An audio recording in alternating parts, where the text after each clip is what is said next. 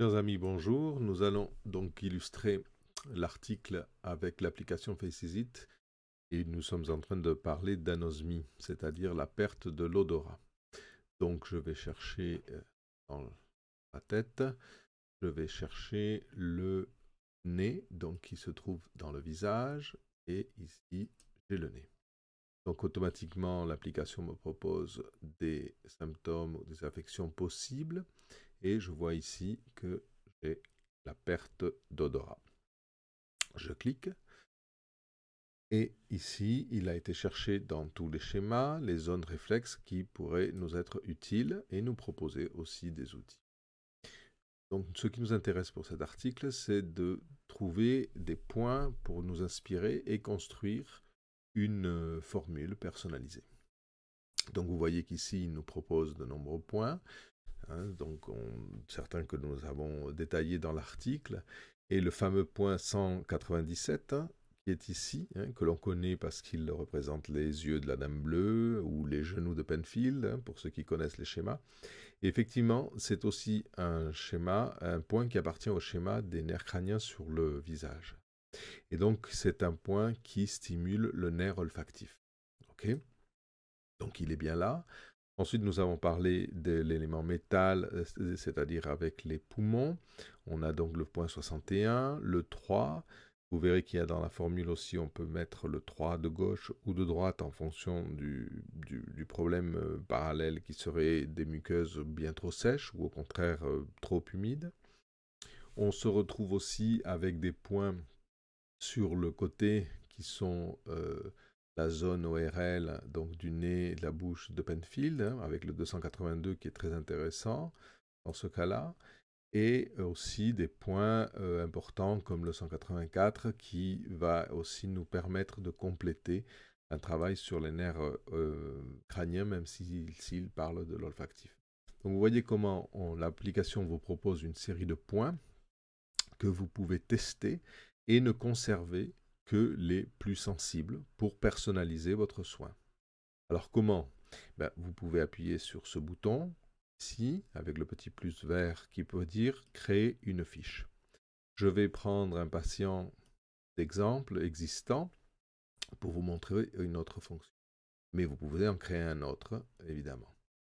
Vous décidez et vous remplissez sa fiche, mais allons directement à la formule que nous avons composée et avec le bouton du petit crayon jaune, on obtient tous les points que nous propose l'application.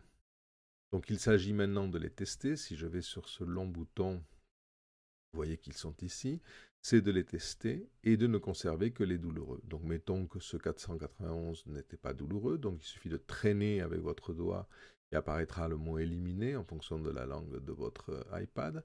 Et vous pouvez ensuite continuer à tester et éliminer les points qui, par exemple, ne sont pas sensibles. Donc vous vous retrouverez avec une formule entièrement personnalisée, d'accord, et qui sera celle que vous devrez conserver pour justement avoir un soin adapté à la personne.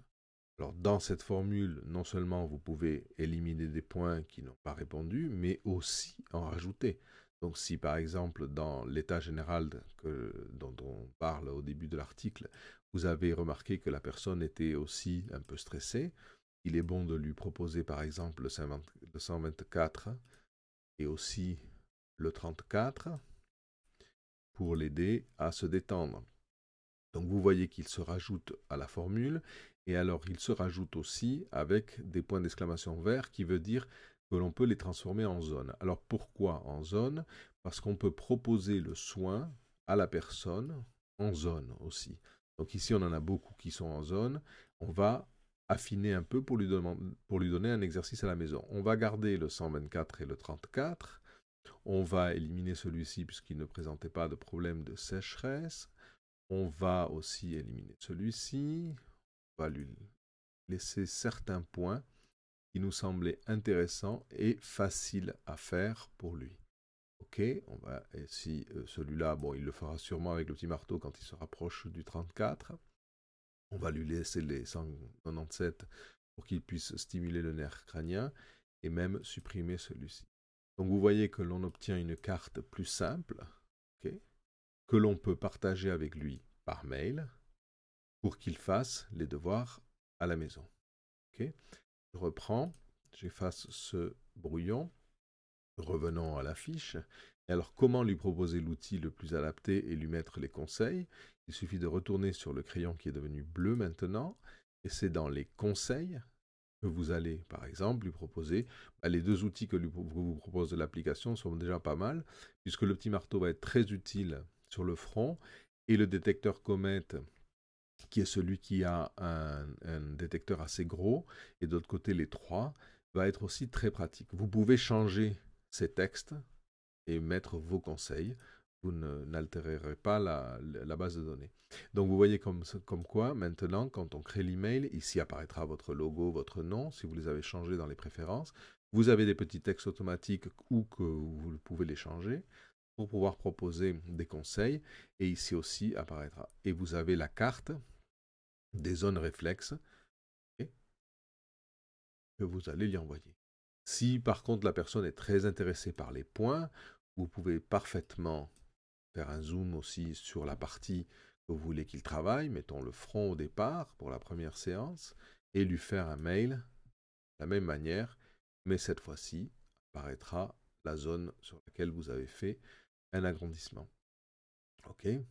Donc, je voulais prendre un patient existant car vous allez voir que comme ça, vous avez gardé l'historique de tous les soins que vous avez déjà fait à ce patient. Alors, le dernier qui est celui-ci, perte d'odorat, n'apparaît pas encore, mais ça se garde automatiquement. Donc, il suffit de revenir au départ. Vous verrez que vos patients apparaissent ici.